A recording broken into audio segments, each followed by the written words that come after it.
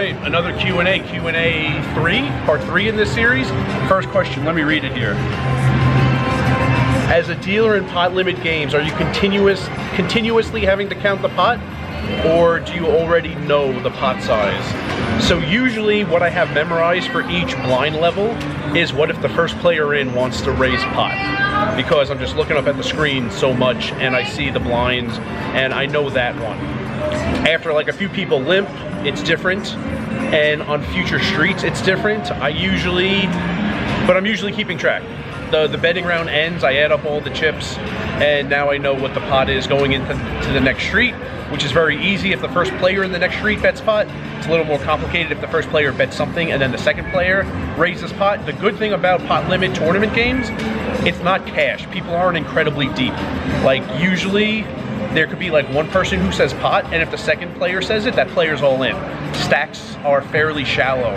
It's not like on the river, the pot is huge, and someone bets like half of the pot, and then the next player says raise pot, and the next player says raise pot, and there are mountains of chips. Like they're just all in at that point, so it's not that much you need to calculate. It also gets easier as the tournament goes on. When the $100 chips are out of play, when the $500 chips are out of play, and it's just thousands. It's like so much easier when the lowest denomination chip is 1,000, where like every number you're dealing with, the final 3 digits of that number is 0. So it gets easier. It's kind of annoying in early stages though.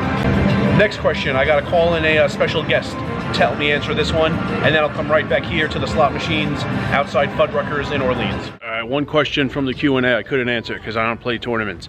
The question was, you'll see it on the bottom of the screen, it's about what's customary to tip if you win a tournament. So I'm here with Herbs and Rye.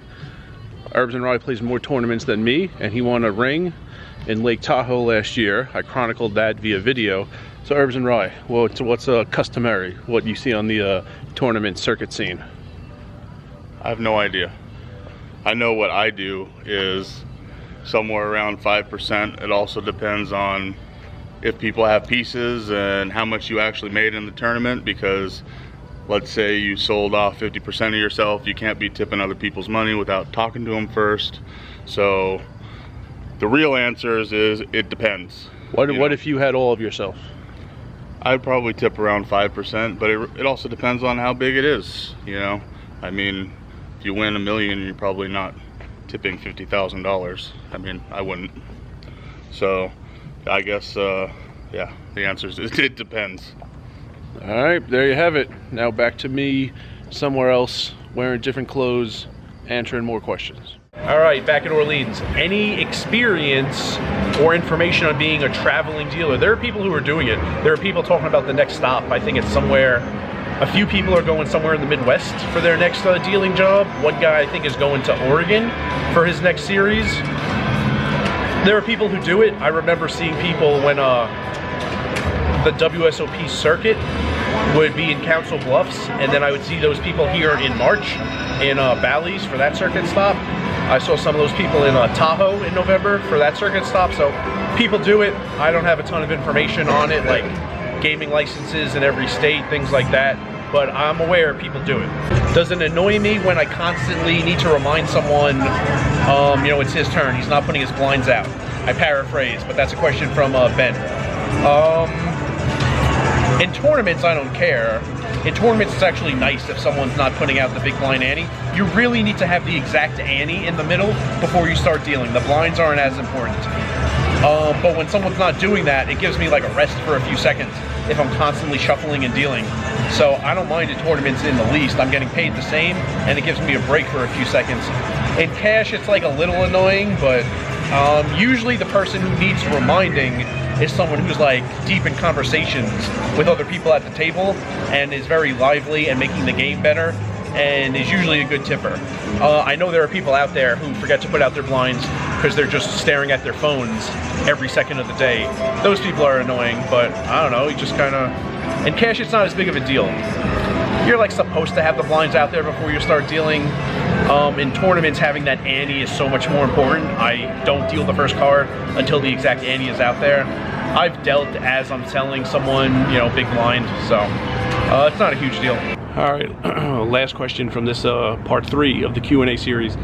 Paraphrasing, but What can you make per hour dealing in a decent room like Win? Okay, I don't know what decent means. I guess it means like the floors are more modern.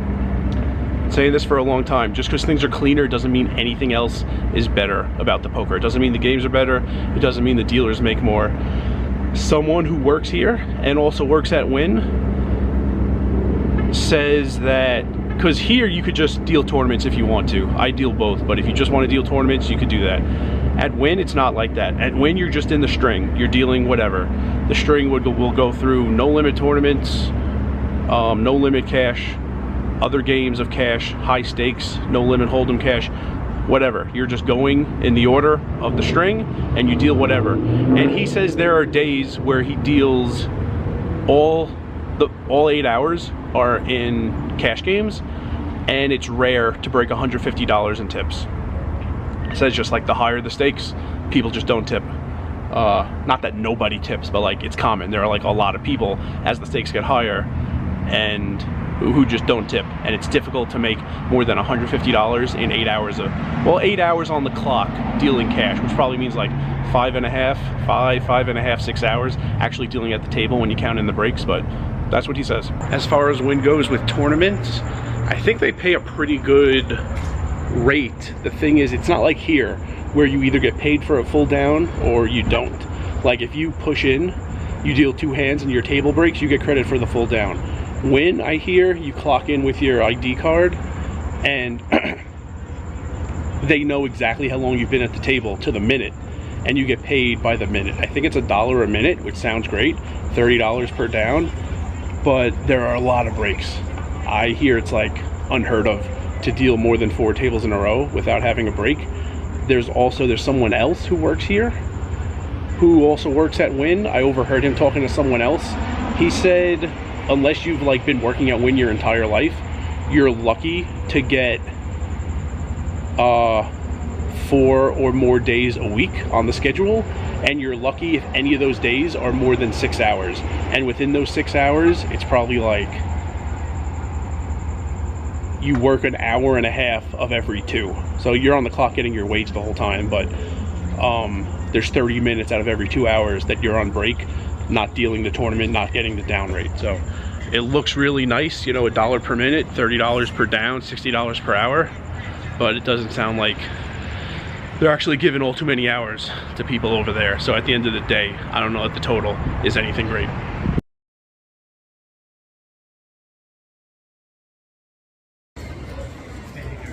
Yeah, I got enough to stay.